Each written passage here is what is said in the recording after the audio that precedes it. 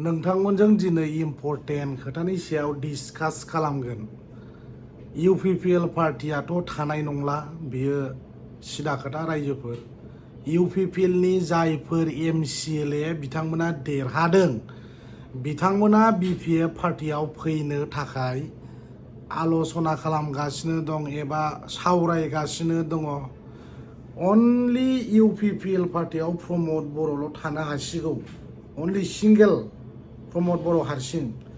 मानोना बिथांमोना 5 बोसोराव बर' जाथिखौ जेरैबायदि थगायदों, बिनि फिथाइखौ बिथांमोना मोनजाबाय।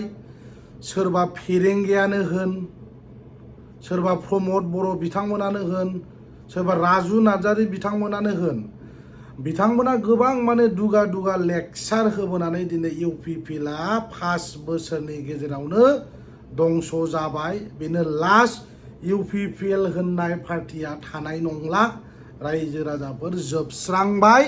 साननै सानथामल'सै इउपिपिएल पार्टिनि माखासे दैदेनगिरि आरो नेताफ्रा बिपिएफ पार्टियाव जयेन जागोन। रायजो राजाफोर, फेरेंगायाथ' दुगा दुगा लेक्सार होदोंमोन इएम थानाय टाइमाव। दिनै बिथाङा मोननैबो समस्तियाव जेनबाय, ओरैबायदि गाज्रियै जेनदों। रायजो राजाफोर, गावनि जेरैबायदि खोथा बुंनाय, रायजो राजाफोरखौ जेरैबायदि नासयदोंमोन, इनाय अनागारियै न' बां बुख्रुबदोंमोन। इउपिपिएल पार्टिया रायजो राजानि सरकार, गोरिब गुन्द्रानि सरकार होननानै बिथांमोना गोबां खोथा बुंबोदोंमोन। दिनै 5 बोसोरावनो इउपिपिएल पार्टिया दिनै 0। रायजो राजाफोर, ओंखायनो रायजोफोरखौ आं धन्यबाद होयो बिपिएफ पार्टिखौ सापर्ट खालामनानै देरहाहोनायनि थाखाय।